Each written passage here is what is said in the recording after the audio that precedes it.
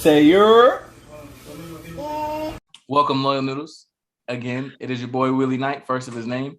Today, for this episode, if you haven't figured it out, we are talking about a very near and dear topic to our hearts as New York City natives. We are talking about 9/11, a day that has affected millions, a day where just under 3,000 people lost their lives. 3,000 people too many, if you ask me, or if you ask anybody. It's one thing to see it on TV and hear about it and watch movies and documentaries and whatnot. But there are some people that were there live and in living color, watching it happen, going through the motions, scared as all hell.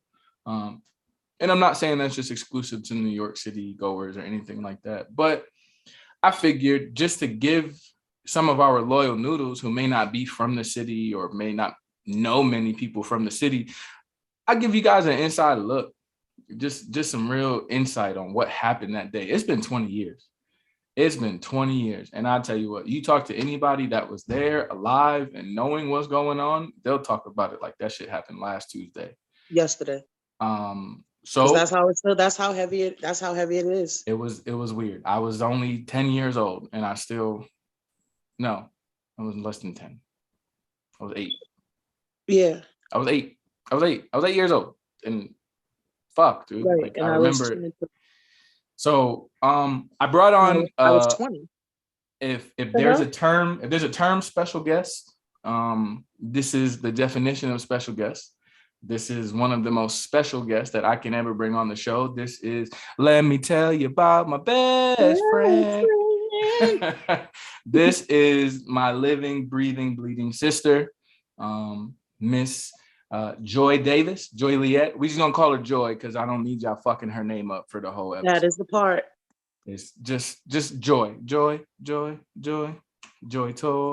We are. Okay. So you ever wonder, like, damn, this guy is fucking goofy. He's funny, sarcastic, always got some shit to say. Like, is it him? Is it a family thing? Yes. Yeah. It's a family thing. Don't this ever shit didn't start with us though. It didn't start with us because Janine and them, Monique and them JoJo, them niggas is funny. Word. Charlie Bo, Charlie Bo, Gita. They none of them rap type. So naturally. What Cassandra and them, they are hilarious. Some of the funniest people I know. But this is my sister, Miss Joy Davis. We gonna call her Joy for the sake of this episode, and that's what she brings me, joy to the world. Oh, I love you. I love you too. So heart emoji. So she's gonna tell us what it was like on that day, her story. You might have already seen another interview I did with one of my closest friends since junior high school, Mr. Matt Bilgore. He is actually a living, breathing firefighter today. He has family legacy in the military. His granddad was in the Air Force, served in Vietnam.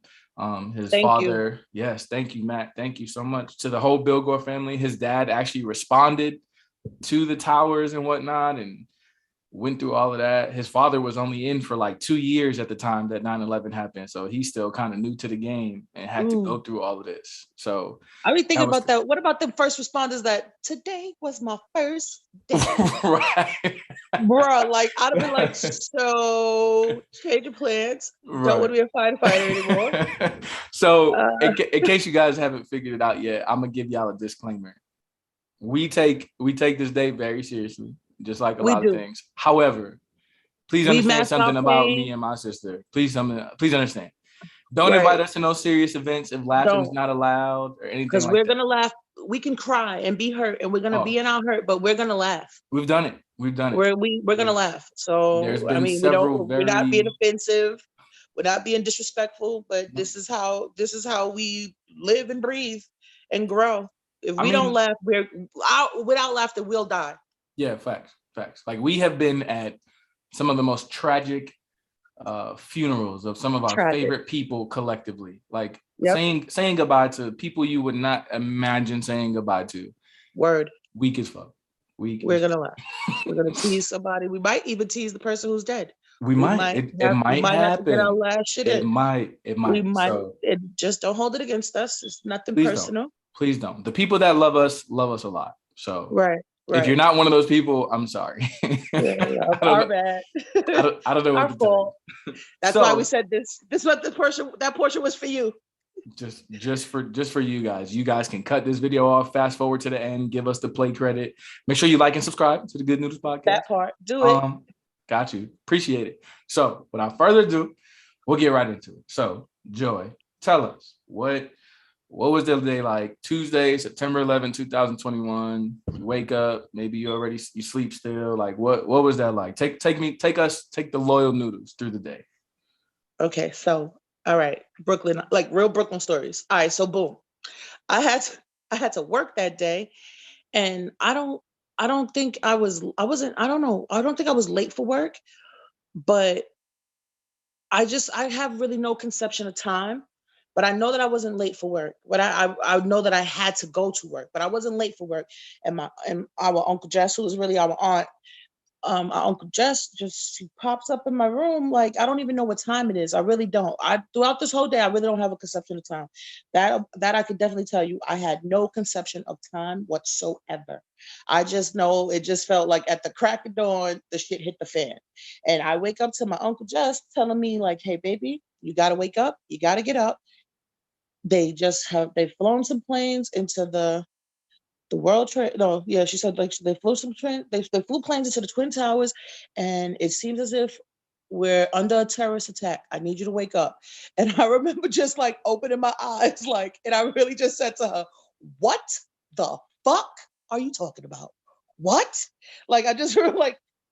And I'm thinking like I'm fucking dreaming because like this just seems like the beginning of a horrible movie to me because it just from that point on everything became like the dream sequence in the movie hazy. Like everything from that point on, nothing really kind of felt real from her. After she said that, it was on. We go outside and for whatever reason we run to the bay, and we're not the only ones thinking this because when we get to the bay, there are already people at the bay. I'm not even really too sure if the towers have been hit, but they haven't fallen yet. It's not like they fell immediately. They hadn't fallen yet. And it was just we already were getting smoke and not so much debris. It was when they fell that the debris really started. We were just right now getting smoke. We can see like it felt like the Air Force was in the air damn near immediate. Like, I don't know, just I'm seeing fighter jets, like, and I don't know, Coney Island, like that area, like we've always seen fighter jets. It's not as if like the Intrepid, all of that stuff, even though it's not active and everything, all of that stuff is really close by. Fort Hamilton, we have the base. I've always seen the Air Force. Like we've always seen air shows, everything. Like we've always seen them, but their boys was in the sky like immediately. It felt like it was just like holy shit, like the Black Hawks are flying by, and it was just like what is going on. But now I'm like, oh, I gotta call mommy, who's a construction worker, and she's working. I don't think it was the Triborough Bridge, but I know she's on Randall's Island. And I call her, and she's just like, okay, I saw the planes. This is crazy. Everything is shut down. All the landmarks are shut down. I can't get off this island. I need you to go get your brother right now. For whatever reason, I don't know. It's like as if maybe we had it's like a radio was playing in the background again, which makes it feel like even more of a movie because I don't know how me and Uncle Jess are being updated outside. That we know at this point that the chancellor and the mayor and everything they shut down the schools and they're not letting nobody can leave. And in my mind, I'm like, yeah, nobody but Richard. Like everybody else has to stay, but Janine said to go get Richard. So if I have to die, I'm going to get Richard. Like I don't know. Like I just really felt like that doesn't apply to me. That was for everybody else in the world except for me. I don't know if their mom called them and told them, but I don't know.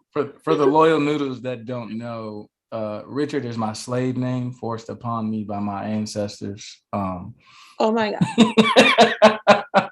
If you ever seen my ID or any of my administrative paperwork, Richard that's what's on there. And if you hear anybody call him Richard, like if you hear people call me Joy Liette, just know like, okay, those are really people who've been there since day one. They've been there. They've been there since back when Willie Knight had long hair. Like, right. They've been there for a minute. Like day one.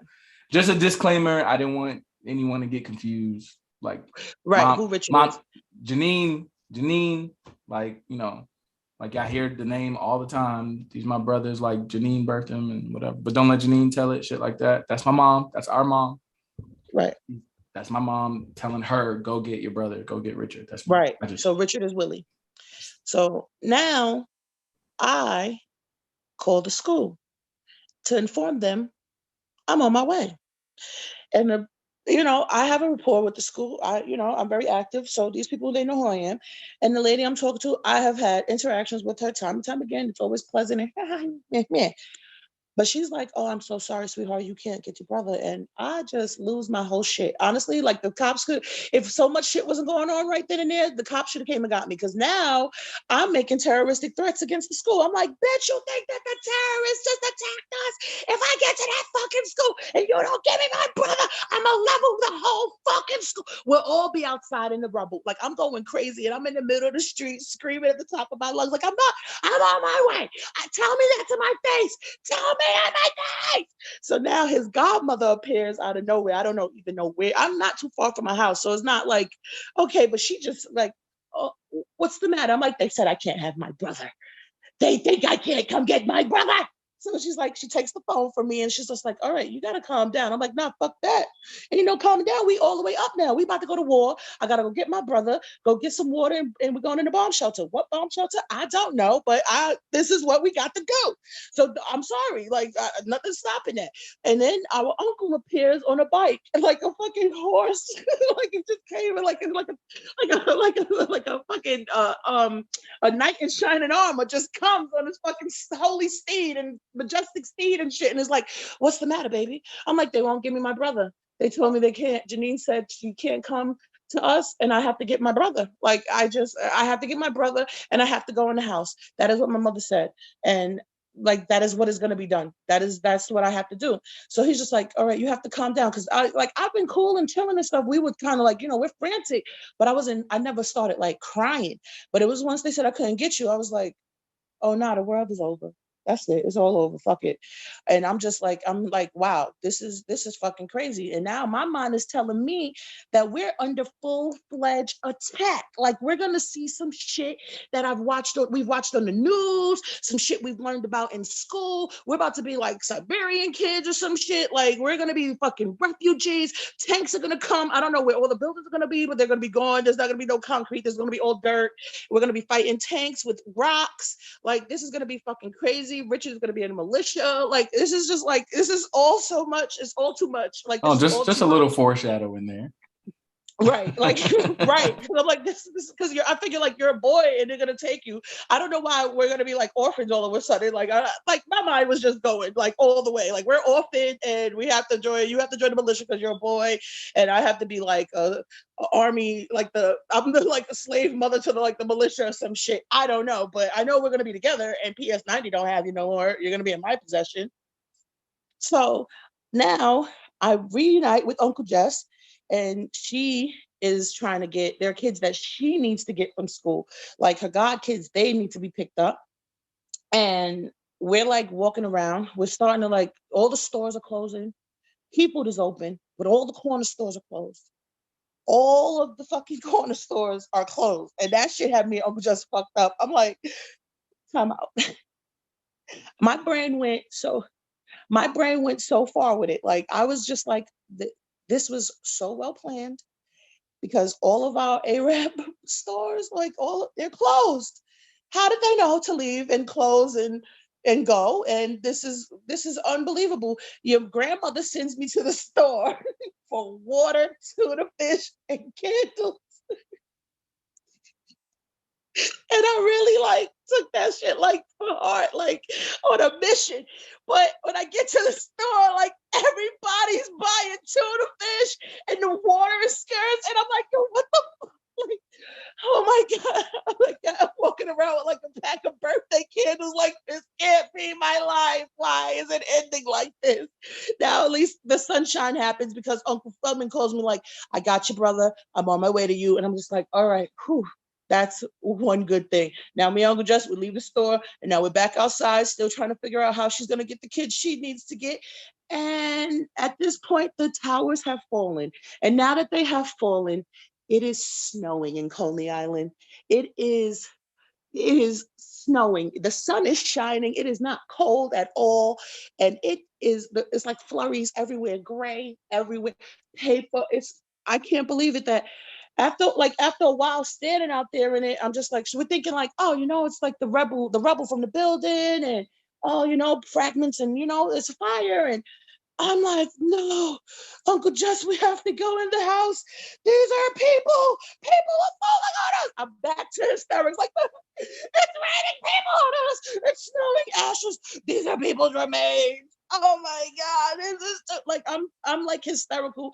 I've called my job at this point, and they're like, there are not a lot of people here. If you can come, you can come. If you can't, you can't. It's like this. I don't even think transit is really operating, because we live in an area where there are 2 city buses, and I don't see a bus. I didn't really leave. I never really put it like this. I know like your followers can't really understand, Richard, but I never crossed the street. I stayed on that circle, even in the Bayside, Key Food. Like I just stayed on. I never crossed the street. I might have crossed the parking lot, but I never left our little tiny island. I never left, and it was just like, it was chaotic. It was scary. It was kind of eerily quiet. People had no connect. Like the cell phones were down, but me and mommy, we had Nextels. And at that point, in that time, like only really like construction workers. I remember getting teased heavy about that phone. Like we were the only ones with to this day. Right. To this day. Right.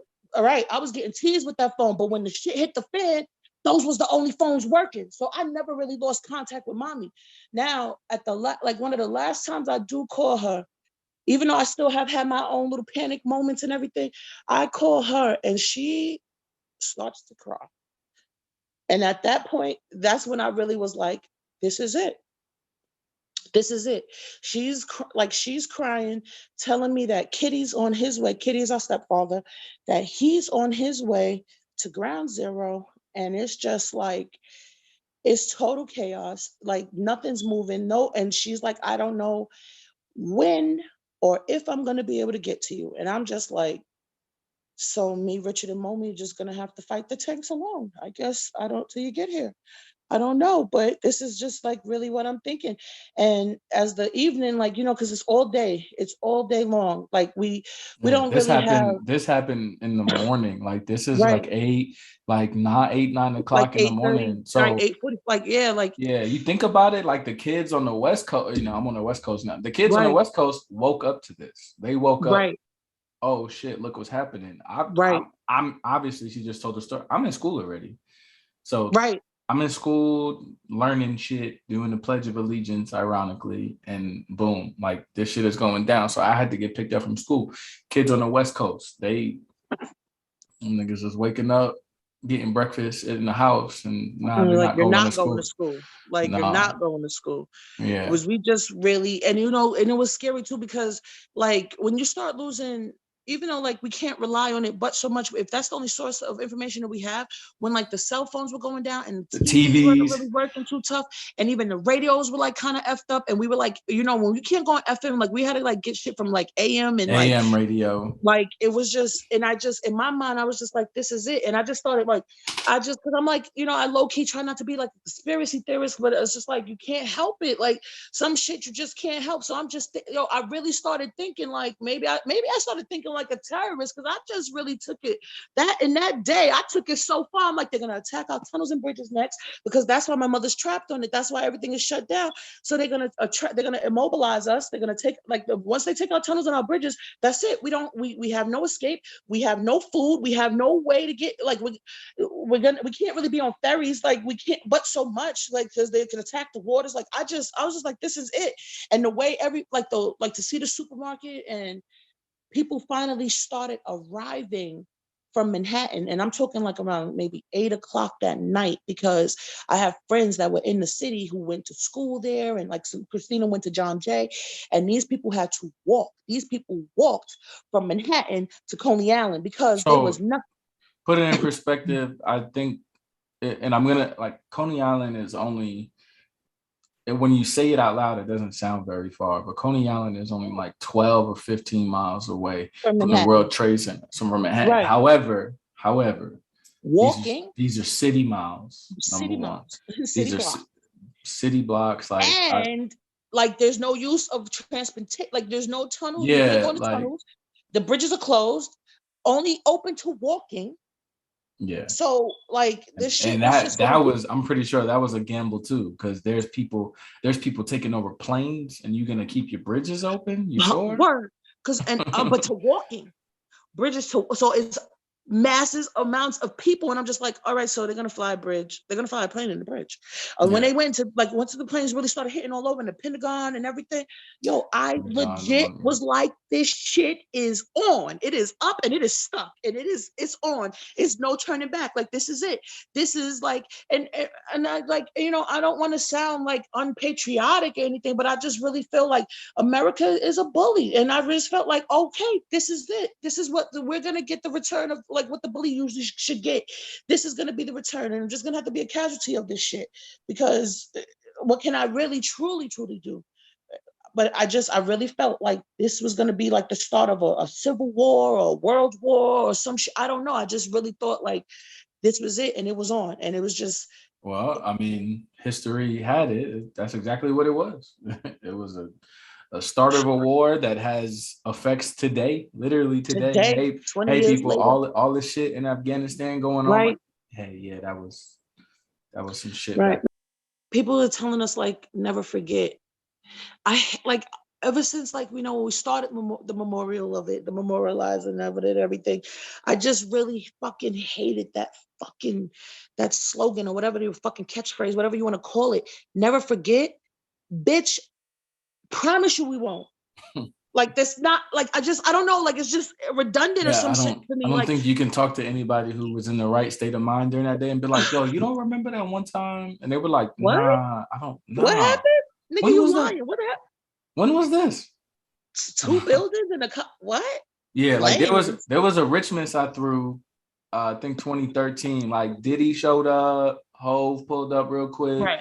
Obama FaceTime me. Like, I don't remember any of that. Like, people got to remind me that shit happened. Like, that's something that you forget. You know what I'm saying? Right. You don't forget 9/11. You don't forget that when you really like, my country was dead. My city was under attack. Like my city was under attack. And then for me, I just really felt like, you know, my mother is still, at this point, my mother's my world. Like, and when my world is seemingly like falling apart and can't get to me, it seems like, you know, it made it that much more heightened, because it's just like, wow, they separate, like they really divided us, they conquered us, they got us all broken down. Like, can't nobody really get to us. Like, the shit could have been all the way turned. The crime could have really went the fuck off, but Coney Island really got real, like, somber, very quiet.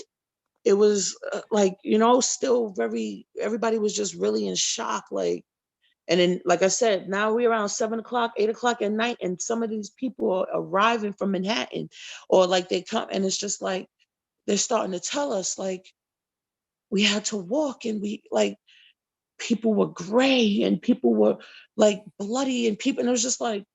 What was it like after that? Like, so 9/11 has passed, you know, like this figuratively and literally, the smoke is cleared. You know, days, weeks, months go by. Like, what was that shit like? You know, like the reconstruction of New York. Like, what was that like? It was so, I guess, like, history is always going to repeat itself, or like things, maybe not the same thing entirely has happened, but history has always showed us that when we are broken, like nations and countries, that when they have like been broken down by war and famine and pandemic, that when those nations that are able to rebuild, that when they do rebuild, they come back stronger and more unified. And honestly, for me, the days following 9/11, that's what it felt like. It was like leading towards the New Yorkers. Sometimes we're not that friendly. We don't got that Southern hospitality that we say hi to everybody walking by. But when that shit happened, it put some shit in perspective for the world. Like, it was just like, yo, we all could have died. Like, we all could die. Like, it could all happen today. Like, it could be turned up this morning. Like, we could wake up at 8 o'clock, and 8:05, the shit could just be different. And it just felt like people just seem to be more genuinely concerned with each other. Like, it just, we became neighbors again or some shit. Like it's just like something returned, like the heart changed of it all. And it was just more like, no, we really are in this shit together. Because when it hit the fucking fan and we felt immobilized and we felt like under attack, we were under attack and immobilized together. And it was just, it put so much shit in perspective. And it was just like, I wish like that would have continued. It did. It to me, it lasted for a while, but not as long as it should have. It should have been ongoing. It should have been, this is who we are forever now. Like this is just our norm to care about our neighbors and care. Not saying that we don't right now. We know we're showing that we have it in us, but I'm thinking about the longevity of it. Like let's not just come together for the next year or two and then when the shit seems back to our normal, like we go back to our regular selves. Like no, we're not regular. There's no like, oh, this is the normal. No, this is gonna be the new normal. Like right now, like Dylan, I feel like 9/11 really kind of was like like a pandemic. Like it was like living in COVID. It just, like it was in that moment, COVID just is like ongoing, but the effect that 9/11 gave was ongoing. I hadn't been to Manhattan. I didn't go to Manhattan. And I love Manhattan. I used to frequent 42nd Street. Like that was just our thing. Saturdays to go to 42nd Street, go to the arcades. Like that was just our thing. But once it happened, like Manhattan it felt so scary to go there. And it just felt like, because everything's in Manhattan. The money's in Manhattan. Like everything's in Manhattan. And if they knew to attack Manhattan, they knew what they were doing. They knew what they were, they knew what that was. Oh, they were definitely aiming for the top. I mean, the niggas was trying to hit the White House, the United 93, the flight that it was some crashed Independence Day shit going on. They knew what they was doing. Like they infiltrated that very fucking well, if I might say. Y'all did that. And it became now I'm fucking petrified. Now I'm terrified. And I don't want to go to Manhattan. Like I don't want to go. And I remember the first time, like it probably was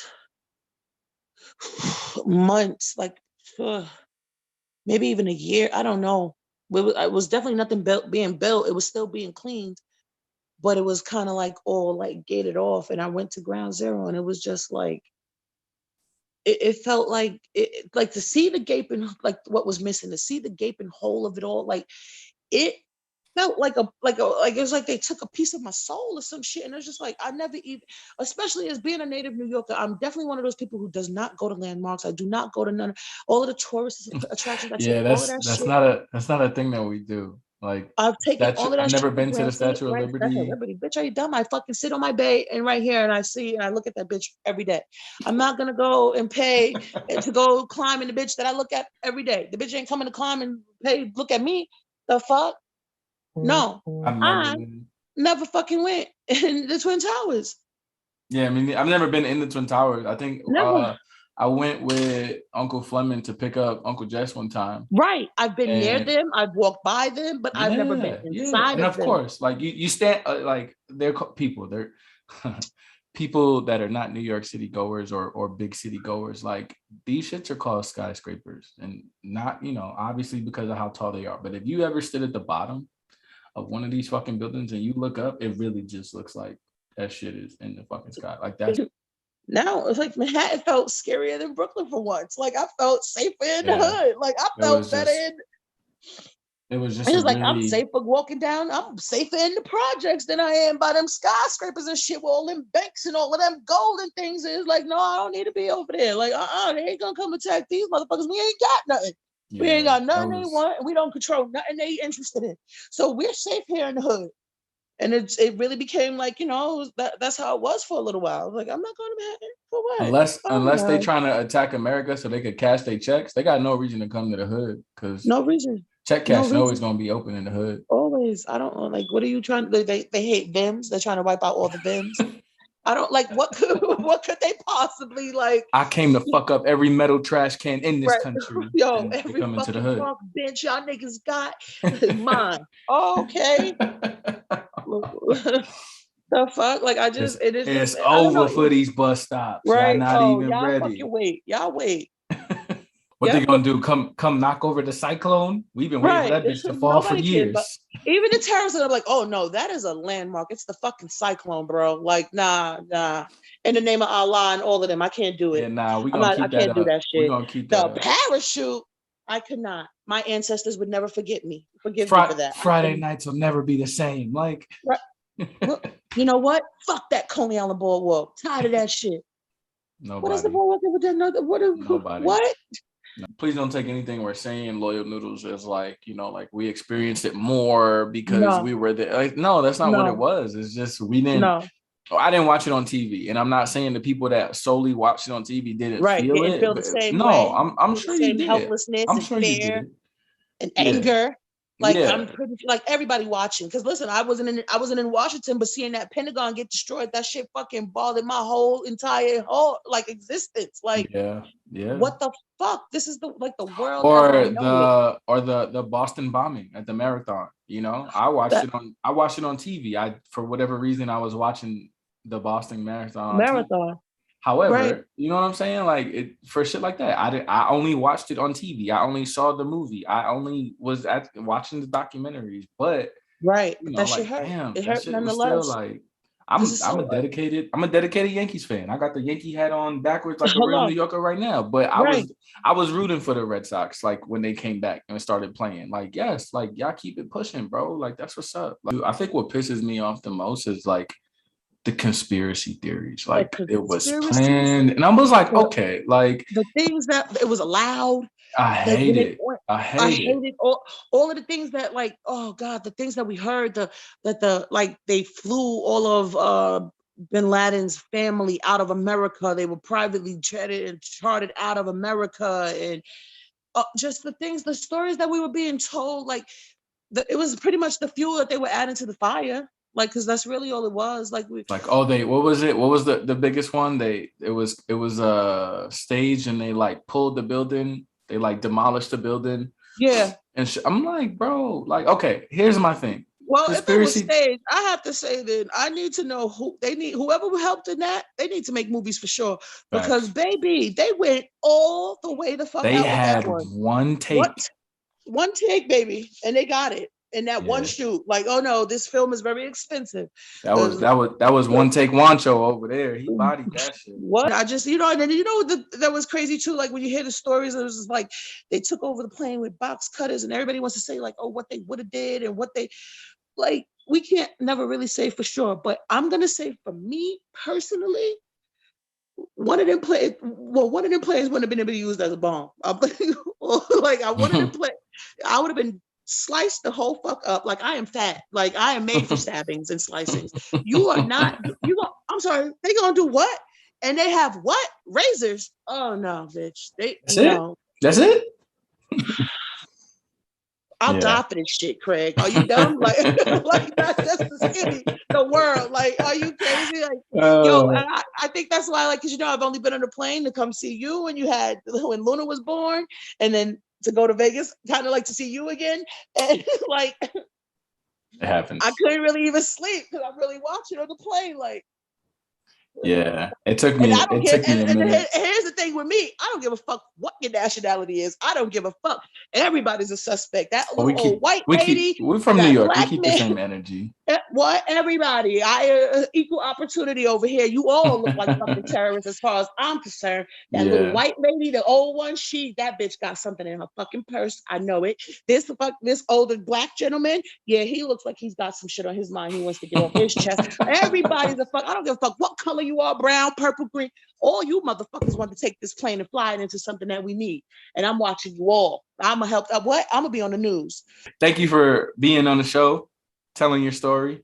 We really appreciate you on the Good News podcast. We will definitely see you again in the future for some more episodes. Chop it up about whatever. But thank you for telling your story again. Like it's not always an easy story to tell. It's been 20 years. It doesn't really get any easier. Like myself, my sister, like the rest of the Good Noodles, like we have kids that we're gonna have to explain this to at whatever age they may ask or whatnot. And like it's not an easy conversation.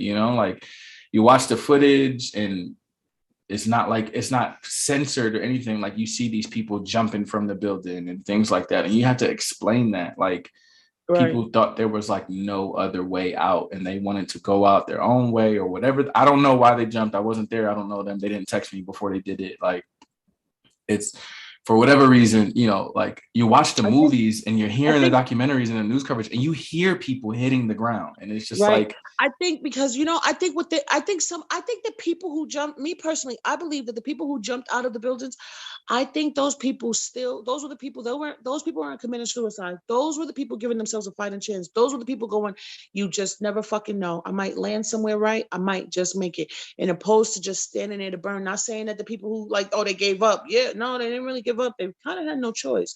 But the people who did have that time, that split second to think and react, I think they thought like, I'd rather take my chances of throwing myself out this building, no matter how far up, how high I am. Like, crazy as shit has been known to happen, and opposed to just standing there to burn or melt. Or like the people that survive skydiving accidents where their parachute don't open, like, they're falling from higher than the World Trade Center, and they get to tell the story. So exactly. So you never know.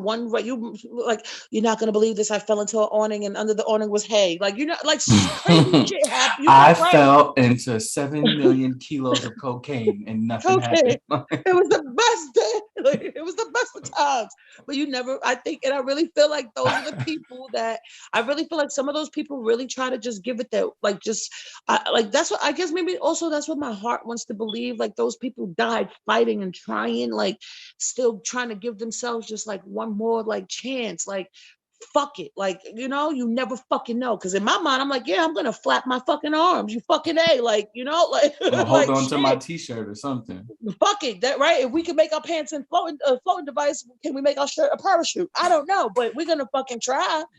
But ultimately, thank you, Joy, for coming on the podcast. The Loyal Noodles. I hope you guys were listening and enjoyed it. It's not the last time you'll see Joy on the podcast. She'll definitely be on in the near future. I appreciate you for tuning in. While you're here, while you're watching, while you're listening, go ahead, subscribe on YouTube, like us on YouTube, like the video, comment your thoughts, hit us up on Instagram at Good News Podcast, our self-titled page on Facebook. Comment with some of your stories. Right. Like, you know, hit us up, tell us like, hey, like, literally, even if we put this out on September 11th and you watch it and you like, no, I got a story, come through, come talk to us. Like, let me know, and we will gladly, you know, we'll have the same dialogue and we could chop it up. But thank you to everyone that tuned in. Thank you to everyone that may be listening that responded to the towers, or thank you to the first responders. Thank you for your service to everyone in the military, my friends, family, and whatnot that have served in the military before me, and that went to war and went over there and tried to make this right. Right. And we really do appreciate you. Like, I myself am a soldier. I have not had the honor of deploying to Afghanistan to fight that war and whatnot, but I still salute you guys for doing it. Because at the end of the day, you volunteer. I don't think there was a draft between 2001 and now. You raised your right hand. You made that choice, and I thank you for it. Again, the first responders, the military, anybody that had family and friends affected by 9/11. Like, thank you guys for tuning in. We appreciate it, and we will see you for the next episode.